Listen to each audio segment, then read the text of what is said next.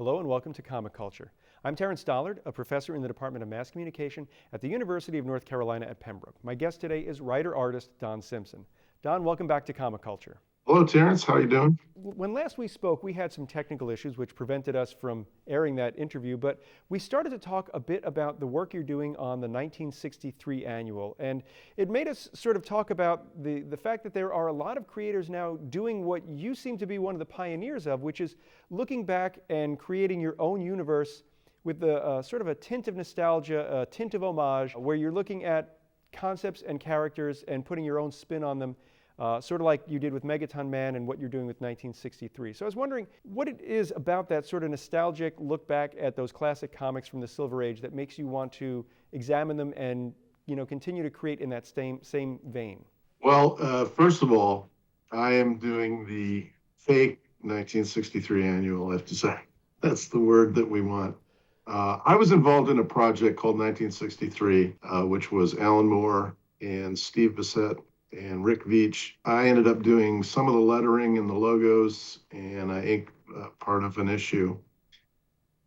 And as you might know, that was never finished. And we're coming up on the 30th anniversary of the release and the incompletion of the series. It was a 6-issue series, and it was essentially the Marvel Comics group done as a kind of a black comedy, kind of a satire. And it was supposed to have a big annual, supposed to team up with the Image universe, which was another universe.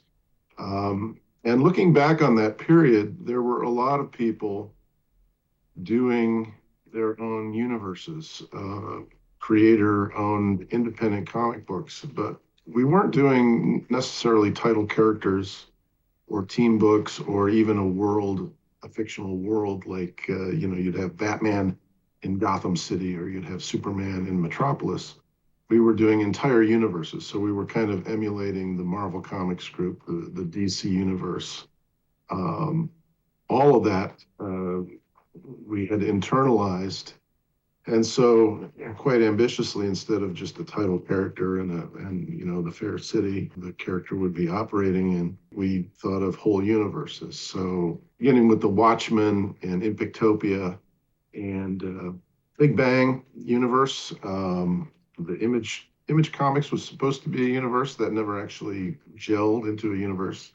I was doing a similar thing with Megaton Man and Bizarre Heroes. I came at it through satire, through parody, but I was making fun of a universe of characters. So Megaton Man you could think of Megaton Man as Superman visiting the Marvel universe. I had my Megatropolis Quartet, which was kind of a Fantastic Four. I had the Avengers, et cetera, et cetera. So I had a whole round of characters, and I wasn't really thinking consciously about it in the 1980s when I was doing Megaton Man. But by the early 90s, everybody seemed to be doing this. Astro City, Rick Veitch went on to do the similar thing with Brat Pack and Max Immortal and so on. We all seemed to have internalized the comics group idea, the universe idea. And it's important to keep in mind that the DC universe wasn't really a universe when it started. If you think about Batman, Superman, Wonder Woman, those were independent comic strip features.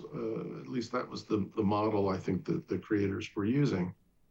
There was no inkling that Bob Kane and Bill Finger were meshing Batman with Superman with Siegel and Schuster. And it wasn't until, the 50s, historically, that Batman and Superman actually met in a story. But we're so used to thinking of a DC universe, we're used to thinking of a Marvel universe. But my generation of creators, we grew up with this idea that there was a Marvel universe, DC universe. And at the same time, we were kind of appalled by the treatment that those original creators had to endure. Siegel and Schuster basically lost the rights, forfeited the rights to Superman. Steve Gerber and Howard the Duck, that was a big issue in the 70s when I was a fan. And so my era of creators who came to age in the 80s and 90s, we were very conscious of work for hire.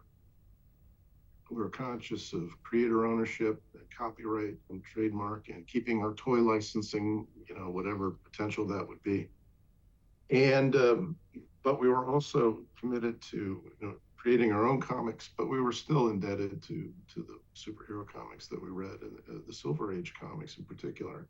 So by the 90s, it became obvious that we were all doing this universe idea. And 1963, I think, was central to that because it was Alan Moore and it was Image, and it was going to cross over with Image, and Image was supposed to be a shared universe, these fellows that had broken off from Marvel. And there was a lot of stakes, I think a high stake on that project, and it was a real loss, I think, that it never came to fruition. Make a long story short, and I guess we'll talk about this, but 30 years later, I did my own satirical completion of the annual. And as I was just telling you before the camera started rolling, Fantagraphics is about to send the files to the printer in China. We're looking for an August release date. Don't know what the price is going to be, maybe $20 in that range, but I'm looking forward to it. It'll be a 96-page comic book with the story is actually 72 pages, and then I have a long-winded afterword where I talk about all these issues, about all that was going on in the 90s and what we may have lost by not ever having the real 1963 annual. And so I'm looking forward to how that is received 30 years later. I remember when the 1963 series came out, and you had books that were clearly, a version of Thor or the Fantastic Four, and it was sort of that modern take with that, like you said, that satirical underpinning that Alan Moore was so good at. So as you are looking at the work that you were doing, that again is predating all of this, and you see, what's happened since your work on Megaton Man and what has happened since 1963. And I'm thinking specifically of the Venture Brothers, where others have sort of taken up where you may have left off with this idea that they can look back at, Marvel or classic television shows like The $6 Million Man and fold it into their own brand new, universe. So, do you ever look at some of this work and think to yourself, this is clearly something that I influenced, or are you just like, hey, it's great that people are just being creative? Well, I've been on the other side of the moon. I've never heard of the Venture Brothers, so I've been out of comics. I went into academia, as you may know.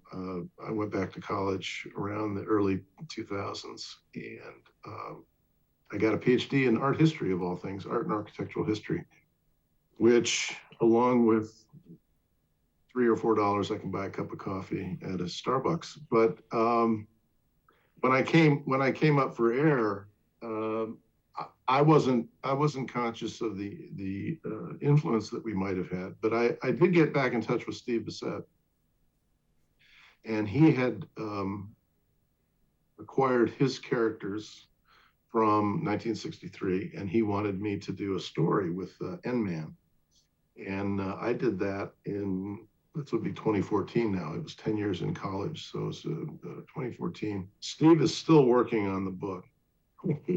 He got the rights to N-Man and Hypernaut and a couple of the other characters that he had a hand in creating in 1963.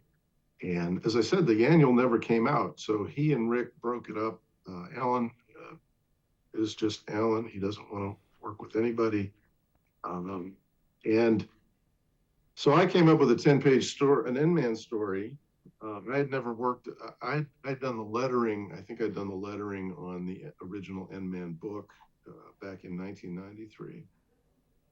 But I wrote and drew a story. But we were talking, and I was like, I hadn't really quite realized, because I'd been in college, I hadn't really quite realized that the annual had never happened. I kind of known, I had been involved in the first half of the 6 books that came out. But I had my own thing. I started publishing my own comics, and then the distributor system fell apart in the late 90s, and I went and did other things. But I was like, Steve, why don't you guys finish the annual? it's all creator owned. You don't have, it's not like somebody went bankrupt. It's not like they're the evil corporation standing in the way. It's not like the rights are tied up with anything. You just, three guys have to get together and decide to finish it.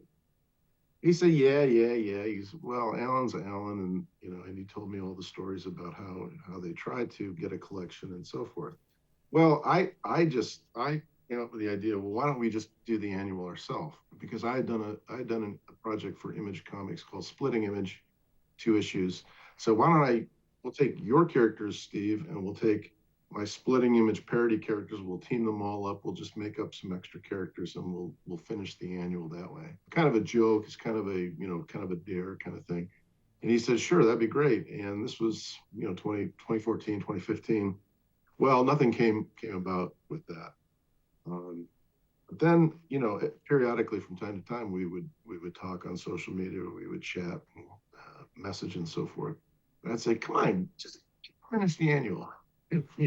What's the problem? So I finally, about a year ago, I penciled a cover which said "Fooey to Alan Moore. Here's the 1963 annual." I put up this pencil drawing, and I came up with my own characters. I didn't even use Endman. I used a character called Cyclopster.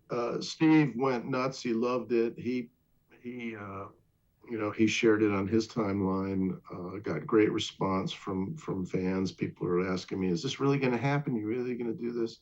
So I went ahead and inked the cover.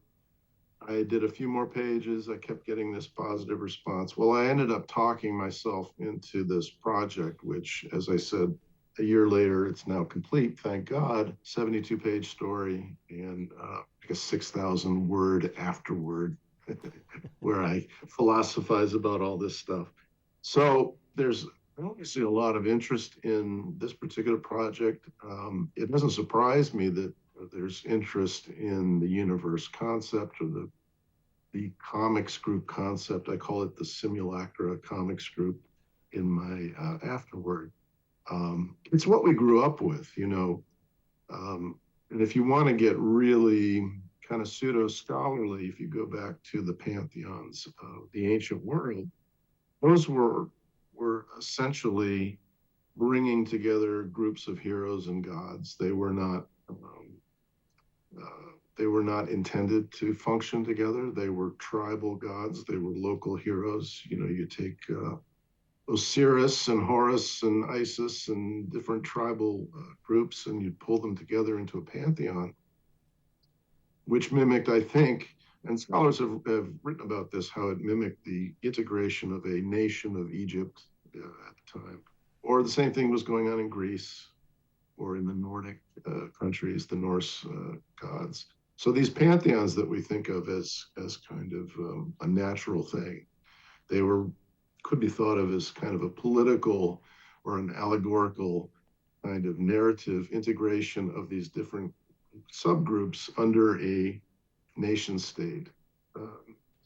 Now, what does that mean in the 20th century? Well, it's mimicking the same psychological urge, I suppose. I mean, these were basically some pretty scummy publishers who had escaped the garment district in New York, and they were laundering their money doing national periodical publications or timely comics or whatever. But it's the same idea on a creative level. These characters were all created to be independent. They were all mismatched, and as you mentioned, Horus and Thor, and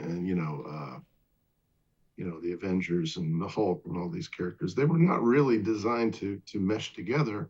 Although you could argue that the Marvel characters were a little more harmonious because they were just a couple of artists. There was Jack Kirby and Steve Ditko. So I talk about that in my afterword.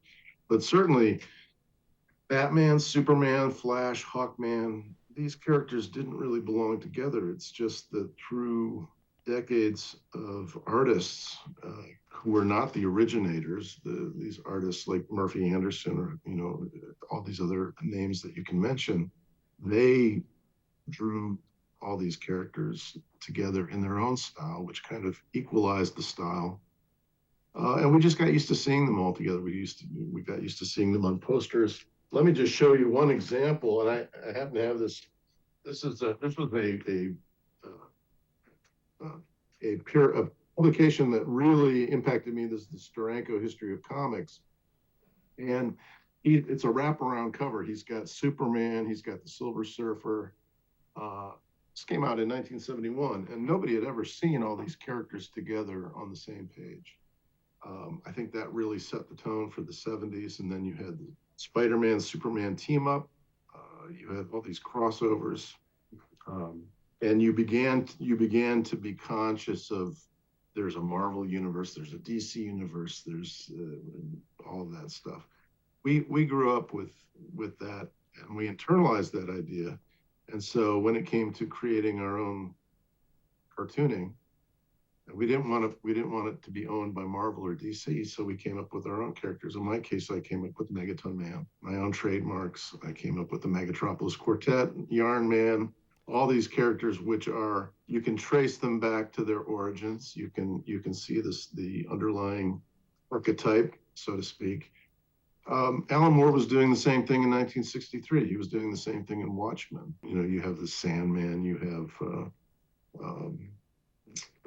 as Rorschach, you have Dr. Manhattan, who he told me when I met Alan Moore, he said, "I'm ripping off Megaton Man." Well, not really, but it's Dr. Manhattan. He's a nuclear character, and it's kind of like Megaton Man. So I said, "Okay, fine, Alan. I'm going to rip you off too. So we'll get even." But we were all doing the same thing, and it all seemed to be a kind of shared discourse that we were. The game seemed to be come up with your own versions of these well-known trademarks. So you don't need Superman. You could have Ultraman if you're Big Bang Comics. You can have the Night Watchman, Big Bang Comics instead of Batman. You can, instead of Shazam, you come up with your own character. So I think fans certainly can recognize those motifs and those tropes. And it's not crucial to have permission from a New York publisher or a lawyer or trademark attorney to actually use and do a real Batman story. You can just kind of come up with your own Avenger of the Evening kind of character and run with it. So that was part of the impulse, was simply to escape editorial control. But we're all working in this same creative field of working with fundamental mythological types. It gets very pretentious at this point.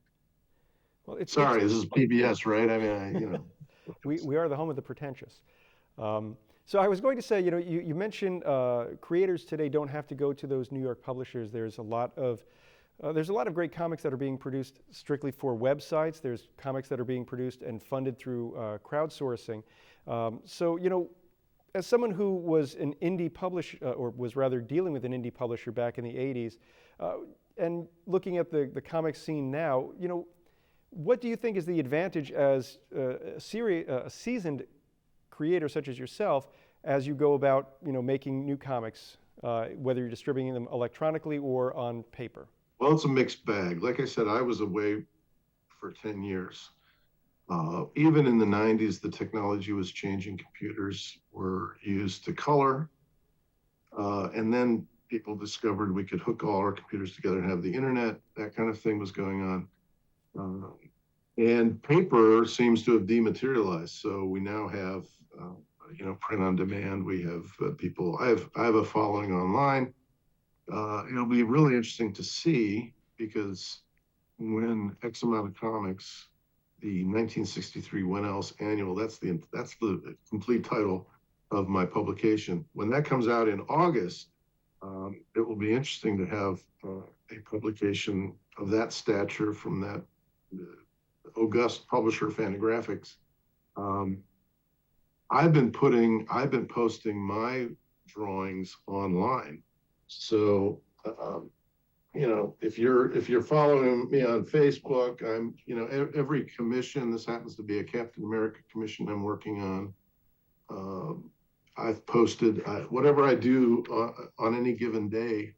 I post it on Facebook, and I did that all year long with my 1963 annual. My feeling is that people are going to, collectors are going to buy the hard copy. Hopefully, we'll find out. It might be dozens and dozens of people. It might be hundreds of people, but it's certainly nothing like the 20th century when there were tens of thousands, hundreds of thousands of sales. Uh, People are getting their fix online. It's a great way to test your material, see if anybody likes it, and before you go to the expense and cutting down trees and so forth. So I don't know. I don't know too many people that can say that they figured it out. This new brave new world that we are in, but I've been lucky enough to function economically with commissions. People find me online. They have me do. I'm working on a variant cover. I haven't started it yet. This is a shadow variant cover. So publishers are putting out these blank covers. Obviously, they want artists to draw on them, and collectors want artists to draw their drawings on them and their interpretations. So I do things like that. Like I said, it's been a while since I've actually had a hard copy publication that's distributed to bookstores or to comic shops. Um, we'll see how it goes. It's a very strange and interesting time. Now, I noticed from your commissions and from what I see on your Facebook page, you're still working in the old school style of pencil, board, brush, pen, and ink. As you're working now, is there ever the temptation to maybe switch over to digital, to maybe do lettering? Because it looks like you're still doing all the hand lettering, the old school way. Or is it something, it's sort of that catharsis of working with the old method because it's a different tactile sensation? Here's a lettered page. I'm doing hand lettering. As I mentioned before, that was the reason that I was brought into 1963, was because I had a kind of Artie Simek, Joe Rosen, Sam Rosen kind of lettering style that was appropriate to the project. But I've always done my own hand lettering. I have found, again, with commissions, that a little bit of hand lettering on the drawing gives it a little value added appeal to collectors. They like it, and when I post stuff on Facebook, people are like, "Wow, you're hand lettering," and all it is the alphabet. It's not really calligraphy or anything like that. But I just find that appeals to my following. I did a digital font back in the turn of the millennium, the late 90s, early 2000s. I used it on a couple things. Actually, one of the books I published, Megaton Man Zero, used a font that was based on my lettering. But I like hand lettering personally. It's slower. I just finished lettering this story this morning. It causes you to think. I start with a script. I just type it out and I get really wordy and verbose and I describe things and I write the dialogue. And then I come to my Bristol board and I say, gee, I don't want to letter all this stuff. I'll shorten it. I'll cut it. So it really kind of forces you to focus your thoughts. And let me just show this. I'll show you a penciled page just to show, and then I'll fill in and pencil. This is a splash page for a project called Victory Folks. See if I can find an inked page here. This is it's not going to show up real good, but this is an ink page. I have some tissue over it. I have some tracing paper over it. But I do it the old way. Now I'm on a computer now, and I have Photoshop, and I have all the tools of the trade. But I still like the thought process that goes into the doing it on paper. And I'm also clumsy enough that I lose files, and I just slap it down and scan it again. So we did that with the also forthcoming the Megaton Man omnibus, which will be later in the year. I went through and scanned all my archives, and there was a period of time, as I mentioned, the early 2000s, where I was kind of doing half and half. So I would kind of do start with the drawing, excuse me, and then if I made a mistake, I would fix it on the computer. The problem was that I went back and that's summer. a year ago when this is broadcast. I went back and I scanned all that stuff, and I had to remember what did I fix. I had moved around the lettering and stuff like that. So I like having it analog, having it on paper. One scan, we're done. So they're telling us that we've run out of time. So I want to thank you, Don, for taking time out of your day to talk to us. And I would be remiss if I didn't say for my good friend Al Besson, golly, that crazy gizmo really works. I hope so. I hope so. We got the chips in, we got the memory cards in, and hopefully we got a file. I look forward to seeing what you guys do with it. Well, thank you so much, Don. And thank you at home for watching Comic Culture. We will see you again soon.